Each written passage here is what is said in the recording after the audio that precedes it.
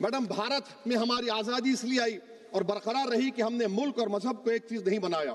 हमने अगर वंदे मातरम का मतन कौम और मजहब को एक बना देता है, अगर हम इसे टेस्ट बनाते हैं वफादारी का।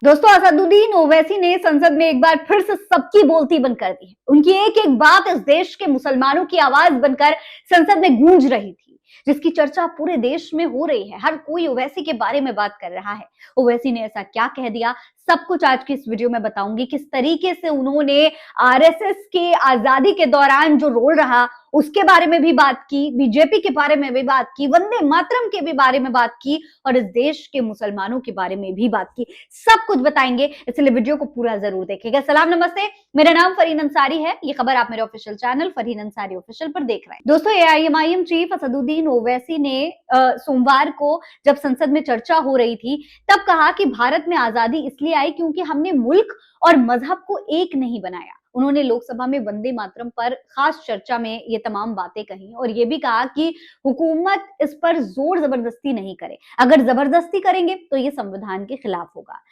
खबर नहीं जिन्हें अपने दीन और मजहब की, हमें वो दीन का मतलब सिखाने निकले हैं। अहम बात यह है कि मैडम, हमारे मुल्क का आइन क्या इस लफ्ज से आगाज होता है, वी द पीपल। इसका आगाज भारत माता के नाम से नहीं होता है। हमारे संविधान का जो प्रियम्बल है वो क्या कहता है? Liberty of thought, expression, belief, faith and worship.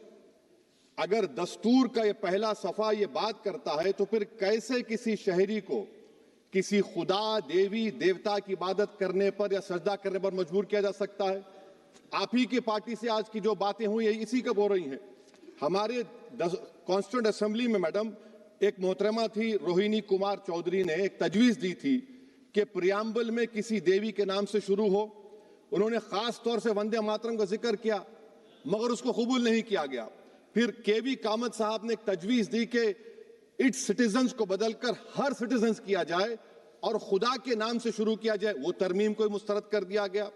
हमारे संविधान का उसूल यह है कि भारत क्या है, उसकी अवाम है, अवामी कानून की मुसन्निफ है, अवाम की मर्जी से सबसे बालातर है, अवामी हाकिम है। मुल्क किसी खुदा, देवी, देवता, मजहबी इलामत के नाम से नहीं चलता, ना मुल्क किसी एक मजहब की मिल्कियत है। जाहिर है, आप देख ही रहे हैं कि बीते कई सालों से लगातार मुसलमानों को वंदे मातरम बोलने के लिए प्रेशराइज किया जा रहा है। वो कितने बड़े देशभक्त हैं ये इस बात से मापा जा रहा है कि वो वंदे मातरम बोलते हैं या नहीं। इसी पर ओवैसी ने कहा कि जिन्होंने जंग आजादी में हिस्सा नहीं लिया आज वो वतन से मोहब्बत की बात कर रहे हैं।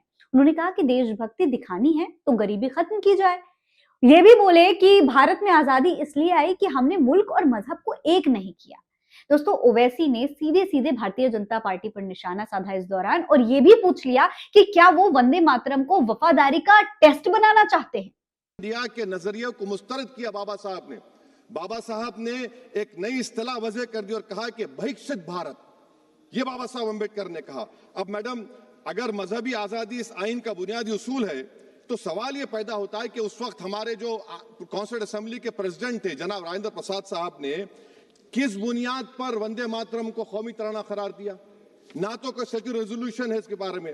मैडम, मैं आपको बताना चाहूंगा कि जुडिशरी क्या कहती है। बीजो इमैनुअल केस है 1986 का, जिसमें जिहोवा विटनेस ने कहा कि मैं नेशनल एंथम के वक्त खड़े रहूंगी, पढ़ूंगी नहीं। सुप्रीम कोर्ट ने कहा कि उसने कोई गुनाह नहीं किया। वहीं एक 2017 का केस है अश्विनी उपाध्याय का केस सुप्रीम कोर्ट का, उन्हें कहा गाइडलाइंस दिए जाएं वंदे मातरम पर, सुप्रीम कोर्ट ने नहीं कह दिया। फिर आप आ जाइए madam, prevention of insult act national 1971, इसमें नेशनल सॉन्ग नहीं है, सिर्फ नेशनल एम्बलम और आपका नेशनल एंथम है। दोस्तों, ओवैसी ने संसद में इस्लाम के बारे में भी बताया।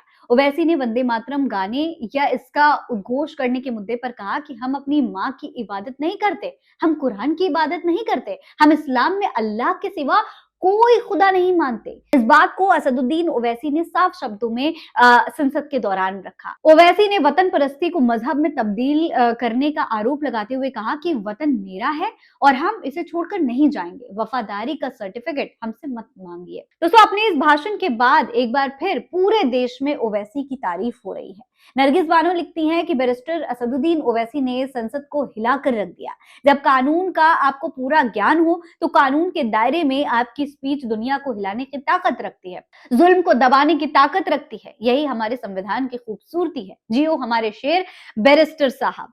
सदफ आफरीन लिखती हैं कि आप भले ही असदुद्दीन ओवैसी साहब के कई जगहों पर सहमत नहीं हो, लेकिन मैं और मेरे जैसे अनेकों का मानना है कि ओवैसी साहब लोकसभा के वो प्रोफेसर हैं जो जब बोलते हैं तो हर कोई सुनता है। मैं ज्यादा नहीं लिखूंगी, बस इतना कहूंगी कि आप 12 मिनट की स्पीच को सुन लीजिए। वहीं एक यूजर लिखते हैं कि पार्लियामेंट में ओवैसी साहब मुसलमानों के बुनियादी मुद्दे पर बोल रहे थे और विपक्ष के कई मुस्लिम सांसद थे, पर किसी ने भी नबी के नाम पर या मुसलमानों के नाम पर टेबल नहीं थपथपाई। आखिर क्यों?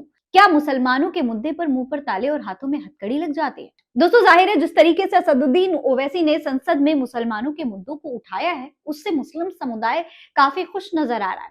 मुस्लिम समुदाय जो बातें खुद नहीं बोल पाता आज के समय में, वो उनके सांसद अगर संसद में इस तरीके से उठाएंगे तो मुस्लिम उन्हें अपने लीडर के तौर पर देखना शुरू कर देंगे।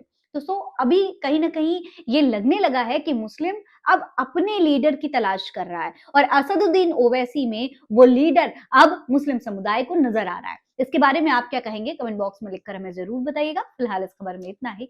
जय हिंद, जय भारत।